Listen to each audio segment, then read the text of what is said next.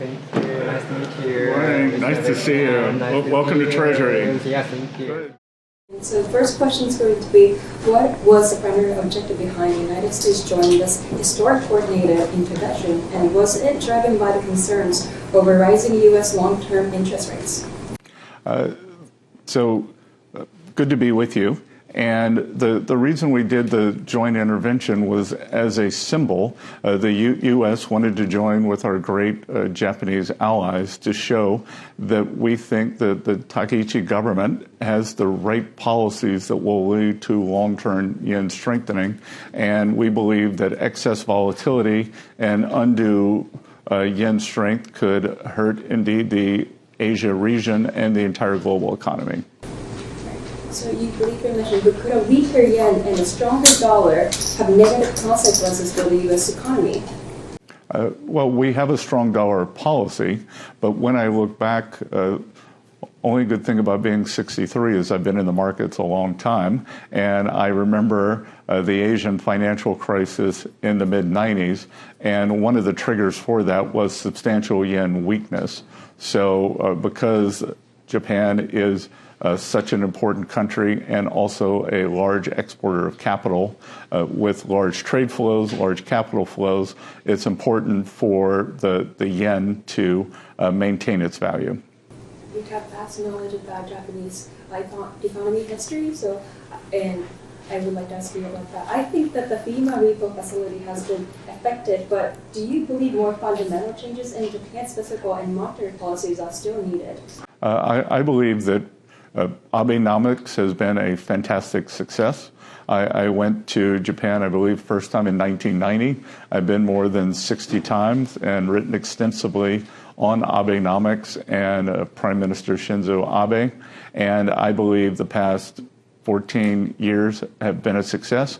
And I think we're moving into a new phase, maybe Takaichi-nomics. And I believe that the Prime Minister understands that this is a less reflationary phase and that Japan has successfully lifted itself out of deflation and has one of the strongest economies in the world. So the gap between U.S. and Japanese interest rates remain a major factor behind the yen's weakness. Considering the strength and resilience of Japanese economy, do you think the Bank of Japan should continue raising rates at its next meeting? I'm not going to tell Governor Ueda how to manage the economy. I've known him for more than 15 years, since he was a professor at University of Tokyo, and I have great confidence in Governor Ueda. Does it mean to light the rate hike in the meeting, BOJ meeting? Again, I am sure that Governor Ueda will do what is best for the Japanese economy, and the Japanese economy is very important for the world economy. So Japan's Ministry of Finance has described this as the completed form of a U.S.-Japan currency alliance. Do you share that view? I think we are in close contact. I think the alliance stems from the good relationships between our leaders. President Trump and the Prime Minister have a very good relationship. He respects her, and we are great allies. As we have said many times, economic security is national security. National security is economic security. And I think Japan and the U.S. are both economic and military partners. Just one quick question. Last meetings, at the last Fed meeting, there are long-term yields rose amid inflationary concerns. Do you think that the Fed should consider another rate hike this year? I have great confidence in Fed Chair Warsh that he will effectively balance the dual mandate of employment and inflation.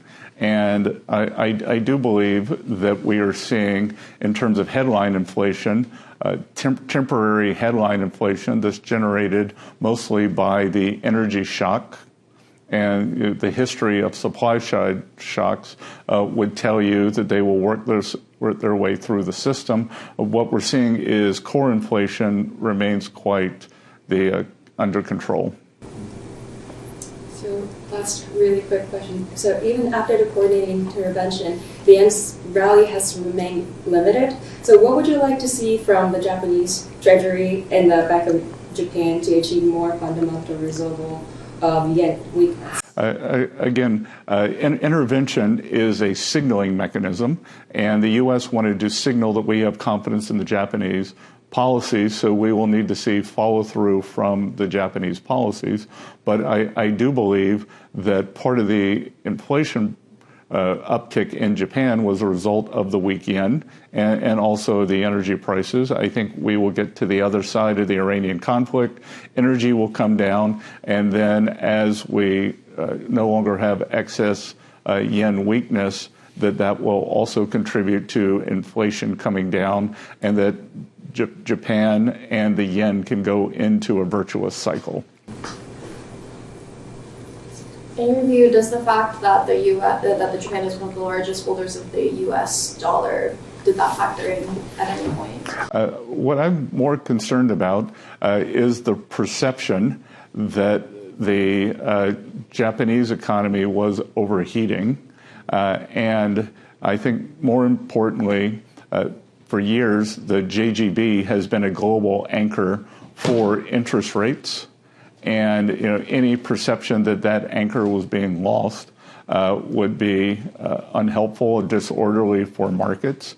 And I know that the MOF, BOJ, and U.S. Treasury are completely aligned that the JGBs are a very safe and sound asset.